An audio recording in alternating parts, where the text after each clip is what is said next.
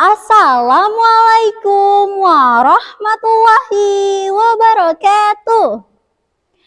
Perkenalkan, nama saya Amira. Saya perwakilan dari MTSN Barito Selatan. Hari ini saya akan bercerita tentang Ibu Wanari dan Sagu Bulan. Cerita ini saya ambil dari buku cerita Dwi Bahasa Interaktif seri 10 Dongeng Nusantara. Penulis cerita Gin Teguh, ilustrator cerita Hadi Wardoyo.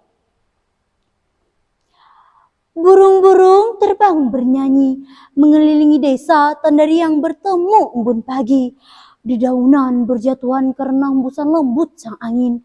Namun ketenangan itu tak sejalan dengan desa Ibu Wanari. Siapa saja yang melewati desa Ibu Wanari, maka haruslah bersiap-siap kehilangan segalanya. Dipimpin kepala suku Borel Arix, para penduduk Ibu Wanari sangatlah suka merampas harta benda. Sagu menjadi salah satu hasil rampasan yang paling mereka gemari. Itu karena sagu tidak tumbuh di desa mereka. Suatu hari saat hasil rampasan mereka begitu berlimpah, diadakanlah pesta untuk merekanya. Menikmati sagu menjadi salah satu hal yang istimewa. Orang-orang Ibu Wanari senang berpesta di bawah sinar bulan purnama. Mereka menari bersama-sama dan menyanyikan lagu tentang cantiknya bulan purnama. Kepala suku begitu mengagumi bulan purnama. Akan makin nikmat jika sagu ini bulan purnama sebagai lauknya. Begitu titahnya. Atas kekagumannya itu, kepala suku lalu mengumpulkan seluruh tetua adat. Ia berencana ingin merampas bulan purnama. Para tetua pun mengusulkan rencana. Kita lempar tali pancang dengan tombak, usul salah seorang di antaranya. Kita panah bulan dengan busur, tetua lain menimpali.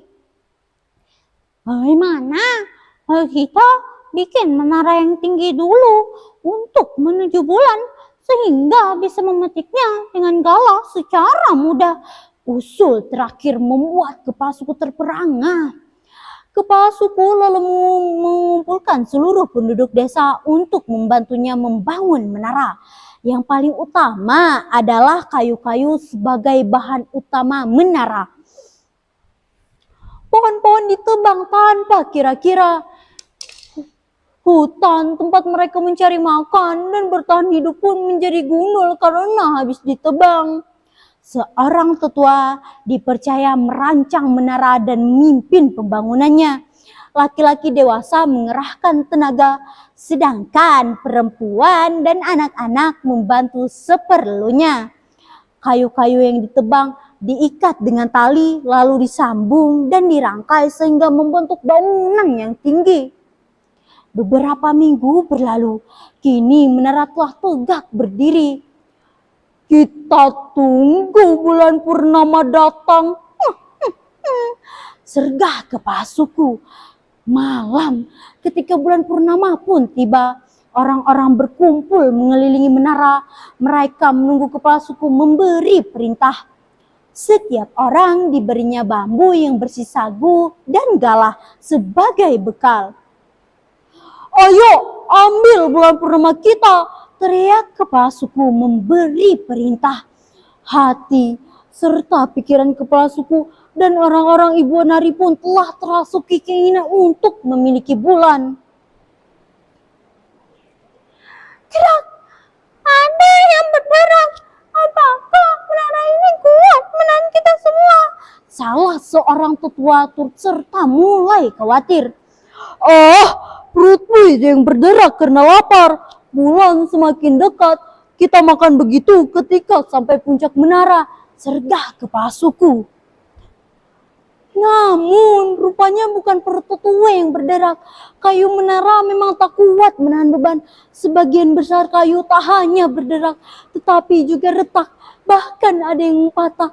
Orang-orang yang menaiki menara pun berteriak ketakutan. Tolong, kepala suku, tolong, kepala suku, tolong. Menara pun rubuh. Orang-orang jatuh, termasuk bambu-bambu yang bersisagu.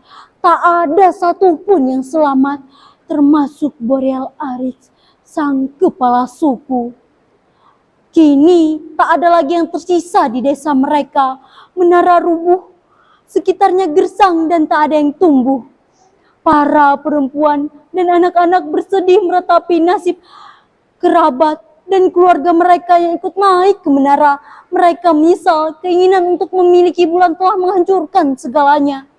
Mereka yang tersisa pun memilih untuk pergi meninggalkan Ibuan Nari. Mereka mencari tempat baru untuk bertahan dan melanjutkan hidup.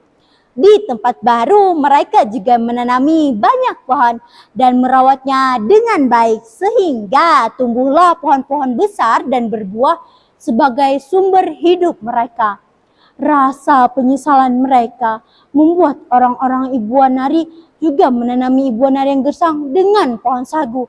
Suatu kali saat mereka berkunjung ke desa Ibuan Nari, tunas-tunas sagu tumbuh di atas tanah.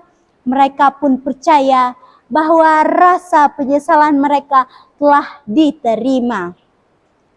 Nah, untuk menutup cerita saya pada hari ini, izinkan saya untuk berpantun. Bunga mawar, bunga selasi, tumbuh subur di tepi telaga. Cukup sekian dan terima kasih. Moga di lain waktu berjumpa juga. Wassalamualaikum warahmatullahi wabarakatuh.